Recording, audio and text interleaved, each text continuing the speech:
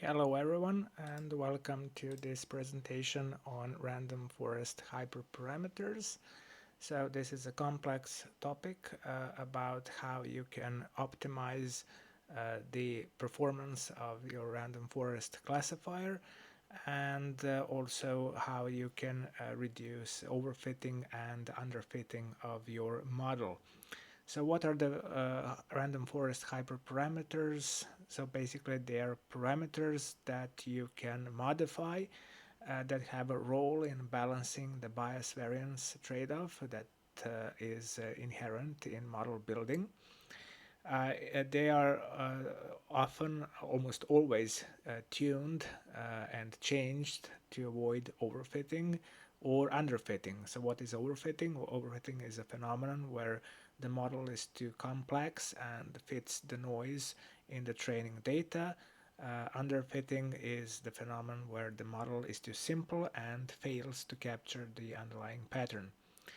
So optimization of hyperparameters in random forest classifiers can significantly affect their performance in terms of classification accuracy or discriminatory power. So this is an example of a code in scikit-learn Python library where we show a very simple random forest classifier on a sample data set. So we have a traditional splitting of the data into training and test sets.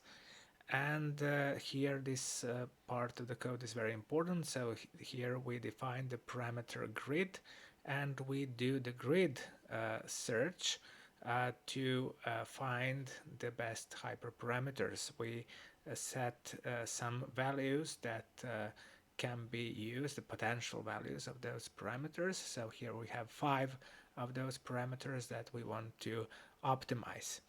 Here we create an instance of random forest classifier and we perform here the grid search and we fit the grid search to the data and then we print the best parameters and use the best estimator to make predictions. So this way, so this is a great tool actually to increase the classification accuracy and other performance indicators of the model. So what are the most common hyperparameters that can be optimized in random forest classifiers? So first we have the so-called N estimators. So this parameter specifies the number of trees in the forest. So if you have a lot of trees, that can obviously increase the performance. However, it can slow down the computation. It can also lead to overfitting. Second very important parameter is max depth. So this determines the maximum depth of each tree. So if you have deep trees, that will obviously potentially increase the classification accuracy. It will make the model more complex. However, if it is very high, this parameter can lead to overfitting, so it can include the noise into the predictions. Minimum samples split, so this parameter defines the minimum number of samples required to split an internal node.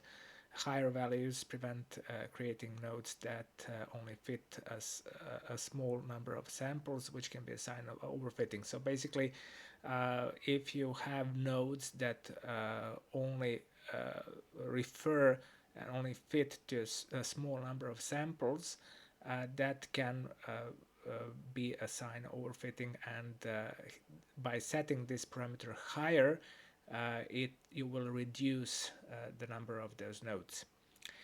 Minimum sample leaf, so it specifies the minimum number of samples required to be at a leaf node. So if you have a small leaf size, it will capture more subtle variations, but it can also lead to overfitting. And the last three parameters that we will cover are max features, bootstrap, and criterion. So max features, this basically refers to the number of features that you consider when looking for the best split. So that can alter the performance, obviously.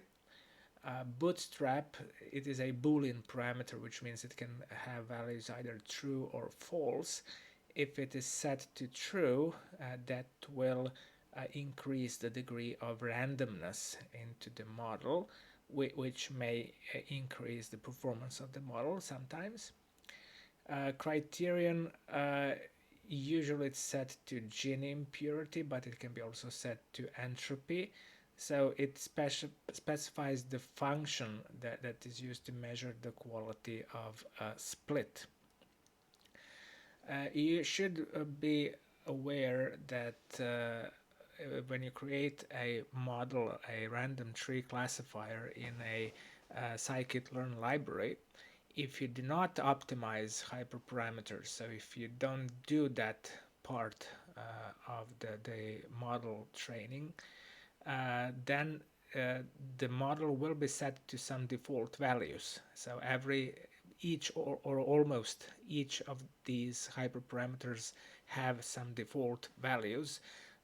The scikit-learn will not tell you which those values are, but it goes without saying that they are set to some default values, and these are usually the default values. So number of estimators is usually set to 100, which means that it uses 100 trees in the forest. Maximum depth is usually set to none, which means that there is no limit on the depth of the trees. Minimum samples split is usually set to 2, which means that at least 2 samples are required to split a node. Minimum samples leaf is usually set to 1, which means that you have to have at least 1 sample per leaf. Maximum features are usually set to auto, which means that the number of features considered for each split is the square root of the total number of features. Bootstrap is usually set to true, which does introduce some level of randomness into the model, and criterion is set to Gini impurity.